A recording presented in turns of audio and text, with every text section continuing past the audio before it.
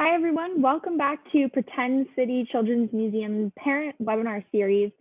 This week's topic is going to be on diversity and inclusion, presented by Anna Page. So my name is Adri Van Wanterdam, and I'm the Assistant Manager of Education Programs here at Pretend City. And I'm also joined here today by Anna Page, who is our Director of Education at the museum. So Anna also has a master's in human development. She's a social emotional specialist. She's also a member of the Educators for Peaceful Classrooms and Communities and has been studying anti-bias education for over 20 years. She was recently elected as the Orange Unified School Board trustee, and she's also a mom of 2 children under the age of 5. And with that, I'll hand it off to you, Anna, to talk about diversity and inclusion in early childhood education. Thank you so much, Adri. I love that we're talking about diversity and inclusion today, especially since with all of the different incidences or like situations that have been going on in the world, that this is a great topic to start talking about with each other, with your partners, or with friends. This is a topic that I have been studying for over 20 years and have um, made a point to integrate it a part of my life as a parent and also as a teacher, a school administrator, and college professor. So this is something that is ongoing. Just because we take a class or study it or have that conversation, it doesn't mean it ends right there. This is an ongoing process of being a lifelong learner in diversity and inclusion. So some terms that we're going to reuse throughout the presentation is family culture, cultural, and multicultural. These are some definitions to help guide you understand the perspective that we're bringing into this presentation. So family culture is mainly defined as a group of attitudes, ideals, or the environment in which that we inherit from our parents or our ancestors. Our culture is mainly customary beliefs or social forms, different traits of our racial, religious, or social group. And then multicultural is bringing all of those together, really reflecting and adapting diverse cultures into our everyday lives.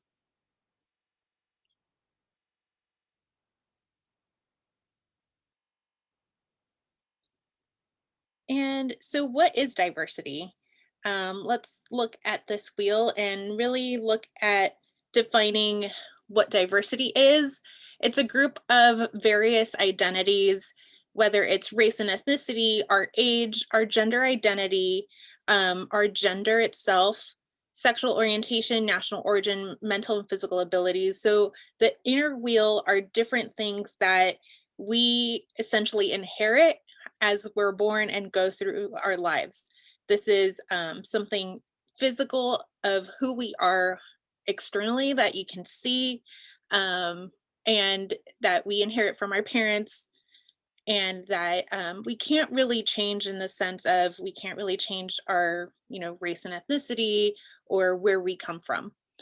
When you look at the outer wheel, these are also different areas of identity that represent us, but these are things that can typically change. So, for example, our work experience as we continue to grow in our professional lives, that changes, as well as our education, our political beliefs. It doesn't mean that it has to change, but it has the potential to change. So, for example, with family, you can grow up in a nuclear family as a child, so where you have 2 parents and a set of siblings, but your family structure could potentially be different as an adult. Same thing with religion. You can grow up with a specific religion as a child, but as you go into adulthood and you form that family, your spiritual beliefs could potentially be different. Same thing with language and communication skills. Even though we are born into our families that have a set of language or type of communication skill that you have in your own family, that could potentially change as you grow older, where it's something that you can continue to learn and grow, various languages and types of communication.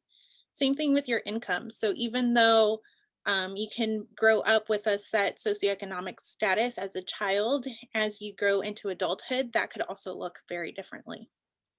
But when we look at this wheel, the inner wheel and the outer wheel, let's remember that these are all the different areas of identity when we're talking about diversity. I know that in society, when we use the word diversity, the first thing that comes to mind is race and ethnicity. But we always keep in mind that when we're talking about diversity, whether we're looking at diverse groups of literature or media or different things like that, that we are looking at all of these different areas, whether it's age, family structures, or religion, that the representation could be from any one of these topics. So take this moment to really reflect, knowing that these are all the different areas of identity that we have. What does your environment look like? What does your home look like? Your office space, your workplace? Does it really represent you? When you think about your home or your living room, do you have a lot of family pictures up? Do you have artwork? Does that artwork represent your culture or is it a different culture? If you're a person that travels a lot, do you bring multicultural objects into your home? Another question to think about is what is your go to? So, when we talk about music, movies, literature, is there a certain area of diversity that you feel more comfortable in compared to another? And how are you influencing your child with the choices that you're making every single day? And so it's not that there's a good or bad. This is mainly as an awareness of who we are as parents and what kind of environment we're creating for our children. So once you're aware of the environment that you're creating for your own child, whether we tend to have a specific kind of music or a go to type of movie or the things that are represented on your walls, do you intentionally then go out of your way to bring diversity that doesn't look like you into your home?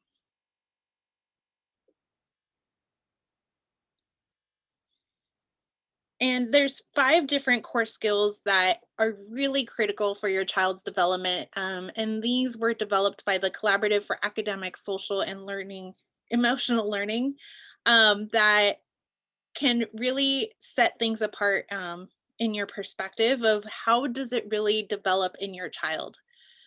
And these are all different goals and steps that will help your child evolve starting from infancy all the way up. The first step is self awareness. And it's something that we could even do as adults too. So just because we didn't do it as children, it's something that we can start reflecting on now as well.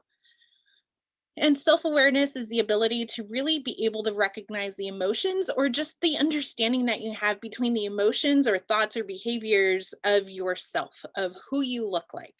So, for example, we have, um, if there's a specific set of identity, there's research now that shows that children of color are more likely to be expelled from preschool, and that sets their pathway of not being as successful as they can be in school in K-12. So, as an educator or as a person in society, knowing that there's a group of identity in children that are being set apart based on who they are, that we can take that extra step to know how we can support them. Self awareness can also mean being able to know how I'm being represented in this space. So it's all about yourself. And then there's self management. It's also known as self regulation. So, in the world of mental health, this is really popular right now to support children through going through their own emotions, being able to identify your emotions, know how to calm down. And it's very different for every single person. So, for example, I have a child who loves to talk things out or screams or is very expressive with their emotions. But that's the process that my son has to go through in order to understand the world around him. Where my daughter is the complete opposite, where she needs to have a quiet space, time by herself in order to think about the situation that she's in before she can start having those conversations with a grown up or someone that she trusts. Social awareness is also the ability to take other perspectives and be able to demonstrate empathy. So, if there's people in your world that look different from you, that have a different opinion than you do, it's being able to know who you are, step outside of who you are, and essentially walk in that other person's shoes. Try to think about the perspective or the experience that that other person's going through and why they have those perspectives and are sharing that opinion. Where it's not an intention to change the other person's mind, it's just displaying that empathy of knowing where the other person is so that you can find common ground to have those conversations. And then also relationship skills or building relationships, which is really crucial, especially for young children. When they start building those trust relationships with peer to peer, with a caregiver and themselves, it really sets the foundation for them to be able to start exploring in different areas. Also, responsible decision making.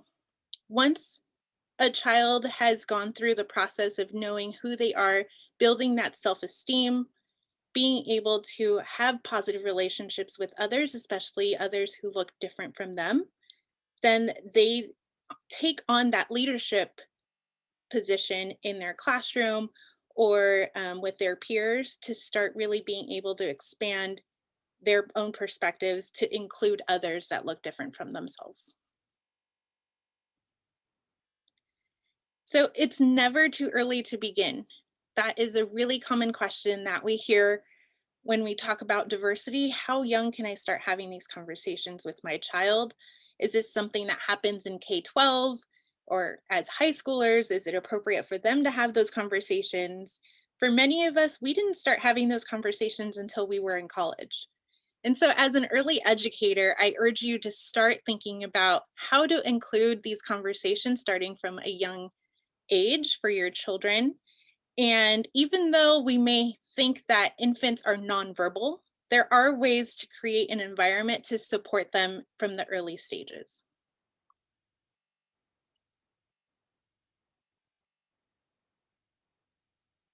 And so, how can we create this environment for your child no matter what stage they are in right now?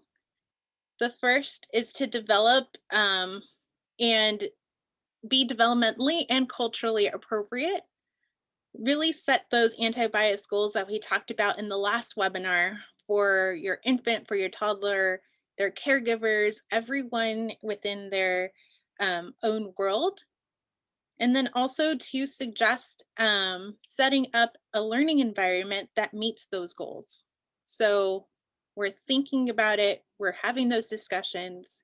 What does your environment look like? So, in terms of literature, do you have books that look like your child, that look different from your child? How can you initiate those conversations? Which leads to the ideas for initiating one's own professional and personal development in this area. So, as the adult, am I reading books that are very different from my own? Am I putting myself in those uncomfortable learning situations to be able to expand my understanding of other cultures? And the next slide, this is an example of what an environment for infants would look like in the classroom. So some of these things that you could also take into your home, for example, setting the mirror under your child, especially for infants who are still learning how to crawl or learning how to sit up, or you can set the mirror up for them to do tummy time. We often see a set group of people or identities in books, in movies, or through music and different things like that. But in infants and toddlers, this is really an important time for them to know who they are and have a positive representation of themselves. So I would highly urge to have mirrors everywhere and start building that language where you can start pointing things out with your child of like, oh, look at your eyes or look at your hair, because it won't be until the next step as they continue to grow that they already are aware of who they are and what they look like so they can start identifying those similarities and differences in the future. And here's another example. A book for young learners that I absolutely love is I Like Myself, because through this children's book, it goes through the different areas of identity of how a child can freely build their self-esteem and be proud of who they are and what they look like. This is another infant toddler room that I absolutely love because it has mirrors, of course, but the children's library is easily accessible. I know that sometimes we don't even think about that. We think about, of course, we have an extensive children's library, but is it easy for them to explore on their own time? So they can be the drivers of their own learning so that they can start expressing how they want to start learning or reaching for those books to start exploring. And then in this picture as well, you also see a basket with different dolls that share different identities. So children can start seeing dolls that look like them or look different from them or look like their friends. And so now that we've covered diversity, its definition, what does it look like in our world, and how we can start including it in our home, let's move on into inclusion. So, the definition of inclusion is really creating an environment where everyone is treated fairly and respectfully, and everyone has equal access to opportunities. So, where we talked about diversity was mainly an awareness of who we are and knowing that there are people different from us. As we really build an environment of inclusion, it's having that awareness that there are people that look different from us, and it's okay that everyone looks a little bit different. Everyone doesn't have to have the same kind of hair, the same skin tone, the same religion. And so these are three different examples in terms of children's books that you can have in your home to have those discussions. So the middle one where it says all are welcome, it really shows the different areas of identity. This is a really popular book, especially with early childhood classrooms, as well as it's okay to be different. It's, a very black and white type of book that shows how children can be different, or people in, your environment look different.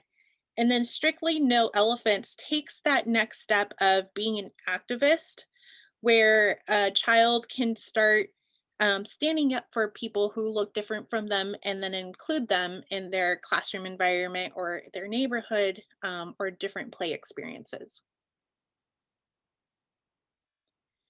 And so take this time to reflect on, what does your child's library look like? So even as I pose this question, we also have to think about the sense of privilege that we have by asking this question. We're assuming that we all have children's books in our home. And so as we have these conversations, think about the families that potentially don't have children's books in their homes, as well. In my child's library, I have, in the picture to the left, there's low hanging bookshelves for them to see the front of the book, which is really important, especially when they were younger and learning how to walk, so that when they walk up to it, they see the front face of the book and see the pictures and start building that sense of what the book is about. As they get older, now that, my older child is 5, almost 6, she can really read the spine of the book and have an idea of what kinds of books she already has in her library. But when we have the discussions of what kind of books are in your child's library, or are you intentionally bringing diverse books into your library, this is something to really consider and compare the two graphs that we have in front of you. Diversity in children's books vary based on racial identity. And I'm sure we can break this down in different ways, but let's just talk about this area of identity at first. When there was a study conducted showing what kinds of children's books there were, 73%, and then later in 2018, 50% of the books represented children or people who were white. And then it breaks it down to different areas as well. So in 2018, 27% of books represented animals, whether it was, about social emotional learning or different things like that. But instead of having people that looked like children in our community, in our society, lean towards having books about animals. And then it narrows down into different areas of people of color that really slim down to not even like double digits percentages of representation. And so when we think about that and talk about that with our own children, so for example, my children are Hispanic, like I try to find the books that look like them. Or if they have a book that represents a person that they have a friendship with, so that they can start talking about that as well. My children are also bilingual or almost trilingual. They're learning various languages at school. And so, another intention that we have in our home is having books that are written in different languages. So, we have some books written in Spanish and some books written in Mandarin as well, which helps with their literacy of identifying symbols. And another thing to think about when we look at our child's library is also the age. So are books all about them in, representing childhood? Are they representing grandparents? Are they representing, different people in society? And then also abilities. In your child's library, are, the stories mainly about people who can walk?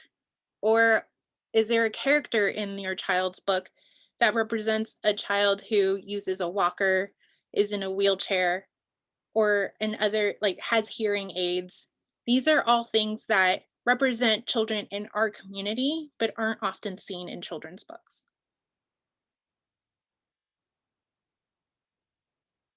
And now we move on to movies. So, what in my family, we typically watch a movie every Saturday night. And so we have to think about what kind of movies are we really showing our children. And it's often easy enough to just pick something that's popular or something that, everyone is talking about. But if the movies are, same thing like your children's books, if it's the same story over and over again, if they're going to see the same person on the screen or in the picture book as they grew up, they're going to think that's the person or that's the identity that's very common in our world, which could be true or not true. Think about the percentage of that representation that is in your community, in your child's school, and if they're the similar or if they're widely different. And here are three different examples to talk about when you watch movies with your children. So Wonder is about various abilities. Disney Plus, especially for Black History Month, has a whole section on appreciating Black characters. And then the movie Coco talks about a different culture. So this can be a great topic to share with your children of like, the afterlife, that they have multiple families have different perspectives of what the afterlife looks like. But something that I want to point out with both literature and movies is to think about who's writing the story. Is it a true representation of the person that's on the screen? And who is the target audience? Is it for people that look exactly like them, or is it for a group of people that looks different from them? And something that I appreciate with the movie Coco is that the creator spent 8 years in Mexico really making sure that they were trying to get the most accurate representation of the culture, family structure, family dynamic, and everything involved with that.